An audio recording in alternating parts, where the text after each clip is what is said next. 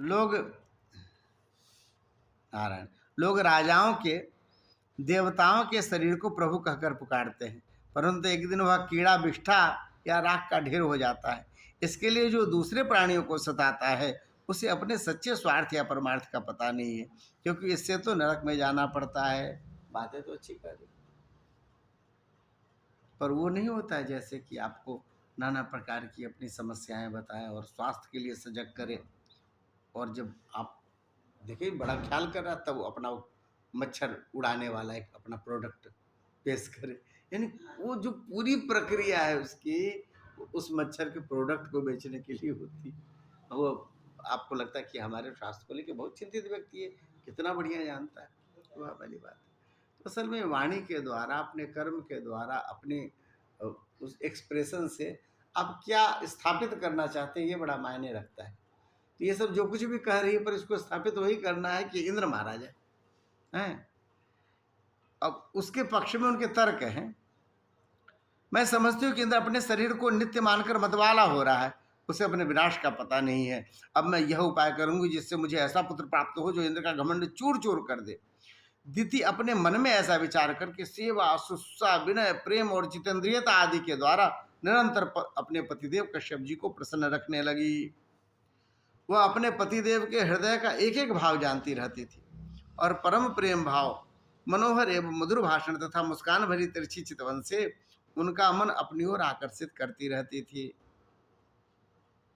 कश्यप जी महाराज बड़े विद्वान और विचारवान होने पर भी चतुर्दिति की सेवा से मोहित हो गए और उन्होंने विवश होकर यह स्वीकार कर लिया कि मैं तुम्हारी इच्छा पूर्ण करूंगा। स्त्रियों के संबंध में यह कोई आश्चर्य की बात नहीं।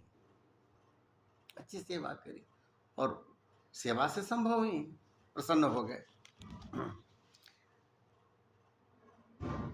सृष्टि के प्रभात में ब्रह्मा जी ने देखा कि सभी जीव असंग हो रहे हैं। अब वो बता रहे, असल में ये सुक्ति आ गई है। पहले क्या था, उन्होंने स्वीकार कर लिया कि मैं तुम्हारी इच्छा पूर्ण करूंगा। स्त्रियों के संबंध में यह कोई आश्चर्य की बात नहीं। पहले श्लोक सुनिए, है बड़ा बढ़िया, मुझे प्रिय है।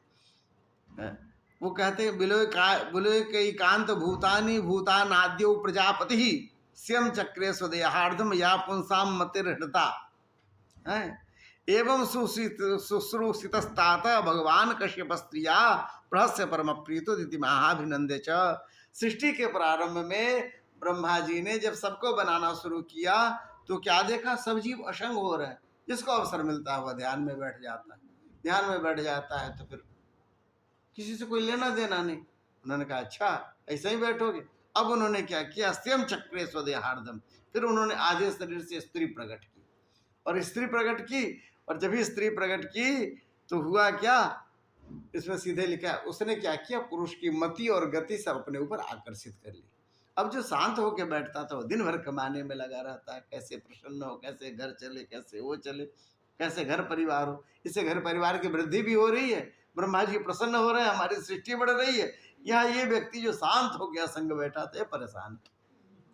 तो लिखा या पुंसा मति हृदता, वह मति जो परमात्मा में लगी हुई थी, वह पर जो स्थिर थी वह जो है अस्थिर हो गई। हाँ तो भैया मैं कह रहा था कि दीति ने भगवान कश्यप की बड़ी सेवा की। एक तो उन्होंने सुक्ति बोल दी, उसके बाद से जीव, और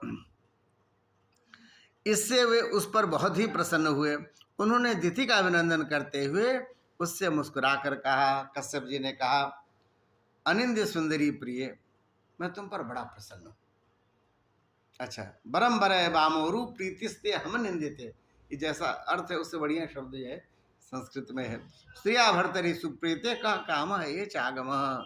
अच्छा, पति के प्रसन्न हो जाने पर पत्नी के लिए लोक या परलोक में ऐसी कोई अभिष्ट वस्तु दुर्लभ नहीं रहती, सब उसको प्राप्त हो जाता है और मैं प्रसन्न हूँ। शास्त्रों में यह बात स्पष्ट कही गई है कि पति ही स्त्रियों का परमाराध्येष्ट देव है। हे प्रिय, लक्ष्मीपति भगवान वासुदेव ही समस्त प्राणियों के हृदय में विराजमान हैं। मतलब आप जब बोलेंगे तो हृदय में ऐसी होगी तो ठाकुर जी पूरा कर देंगे। अब बोलो, निषिद्ध होकर के बोलो।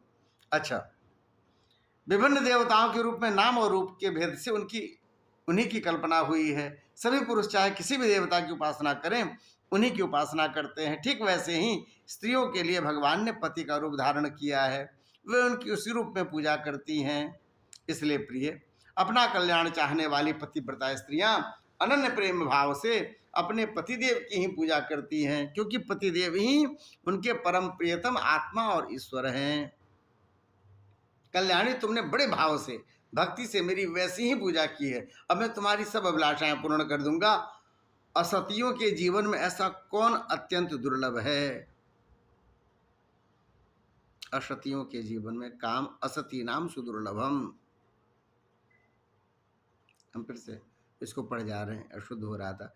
तत्ते संपादय कामम अस्ति नाम सुदुर्लभम। एक तो सती नाम है, एक असती नाम जो सती नहीं है, जिनका मन एक जगह एकाग्र नहीं है, जो अपने पति की सेवा नहीं करती, उनके लिए ये सब दुर्लभ है। ये है सुदुर्लभम, यानी क्या दुर्लभ नहीं, उनके लिए दुर्लभ है जो सती है, जैसे आपने हमारी सेवा करी है,